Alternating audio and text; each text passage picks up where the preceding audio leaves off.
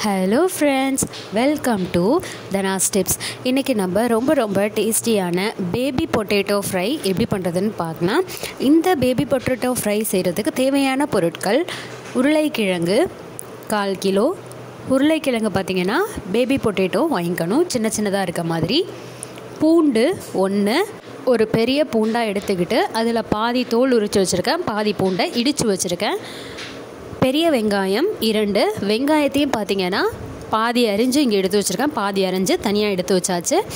அடுத்து இஞ்சி 1 துண்டு, சோம்பு 1 ஸ்பூன், கடுகு 1/2 ஸ்பூன், மிளகாய் தூள் 1/2 ஸ்பூன், காய்ந்த மிளகாய் 8, கருவேப்பிலை சிறிதளவு, உப்பு மற்றும் எண்ணெய்.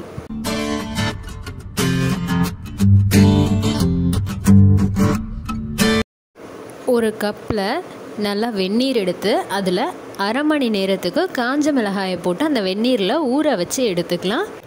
பூண்டு பார்த்திங்கன்னா பாதி பூண்டை நான் அந்த மாதிரி இடித்து எடுத்து வச்சுருக்கேன். அடுத்து நம்ம உருளைக்கிழங்கை வேக வச்சு எடுத்து தோல் உரித்து எடுத்துக்கலாம். அடுத்து ஒரு மிக்ஸி ஜார் எடுத்துக்கலாம். அதில் நம்ம ஊற வச்சு எடுத்த காய்ந்த மிளகாயை ஊற வச்ச தண்ணி கொஞ்சமாக சேர்த்துக்கலாம். அது கூட இஞ்சி, பூண்டு பற்கள், நம்ம பாதி எடுத்து வச்ச வெங்காயம், இதெல்லாத்தையும் சேர்த்துட்டு அரைச்சி எடுத்துக்கலாம். அரைச்சி முடிச்சாச்சு. அடுத்து ஒரு பெரிய மிக்சிங் பவுல் எடுத்துக்கலாம். அதில் நம்ம வேக வச்சு தோல் உரித்து எடுத்த உருளைக்கிழங்கை சேர்த்துடலாம். உருளைக்கிழங்கை சேர்த்ததுக்கப்புறமா நம்ம மிக்ஸி ஜாரில் ரெடி பண்ணி வச்ச பேஸ்ட்டையும் இதில் சேர்த்துட்டு உருளைக்கிழங்குக்கு தேவையான அளவு உப்பு சேர்த்துக்கலாம். இப்போ அதை நல்லா மிக்ஸ் பண்ணி விட்டுக்கலாம். மிக்ஸ் பண்ணி விட்டு முடித்ததுக்கப்புறமா ஒரு ஃபோர்க்கை வச்சு நம்ம உருளைக்கிழங்கில் அங்கங்கே குத்தி விட்டுக்கலாம். அப்போ தான் அந்த காரம்லாம் நமக்கு உருளைக்கிழங்குக்குள்ளே இறங்கும். இந்த காரம் உங்களுக்கு பத்தலை அப்படிங்கிற பட்சத்தில் நீங்கள் இதில் மிளகாய்த்தூள் சேர்த்துக்கலாம், இல்லைனா மிளகாய்த்தூள் சேர்க்க வேண்டிய அவசியம் இல்லை.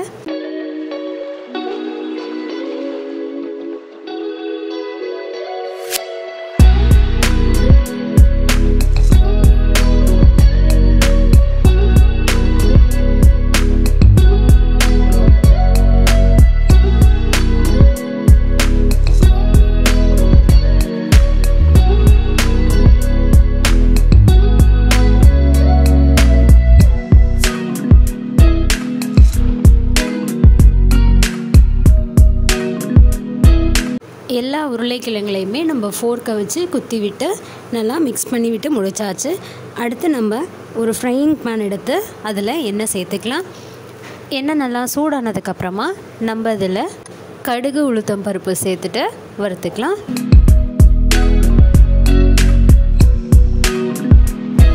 கடுகு உளுத்தம் பருப்பு நல்லா வறுப்பட்டு முடித்ததுக்கப்புறமா இதில் நம்ம நறுக்கி வச்ச மீதி பாதி வெங்காயத்தை சேர்த்துட்டு நல்லா வதக்கிக்கலாம். வெங்காயம் வதங்கினதுக்கப்புறமா நம்ம இதில் இடித்து வச்ச பூண்டு பற்களை சேர்த்துட்டு வதக்கிக்கலாம்.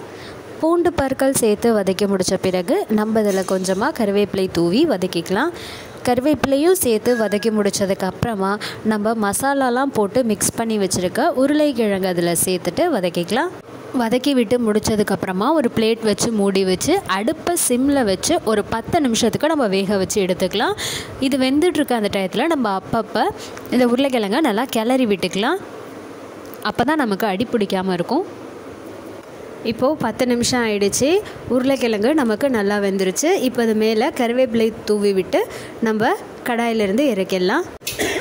ரொம்ப டேஸ்டியான பேபி பொட்டேட்டோ ஃப்ரை தயாராகிடுச்சு. ட்ரை பண்ணுங்கள். ட்ரை பண்ணிவிட்டு எப்படி இருக்குன்னு கமெண்ட் பண்ணுங்கள். சேனலுக்கு சப்ஸ்கிரைப் பண்ணுங்கள். மறக்காமல் பக்கத்தில் இருக்க பெல் ஐக்கானை கிளிக் பண்ணிக்கோங்க. தேங்க்யூ.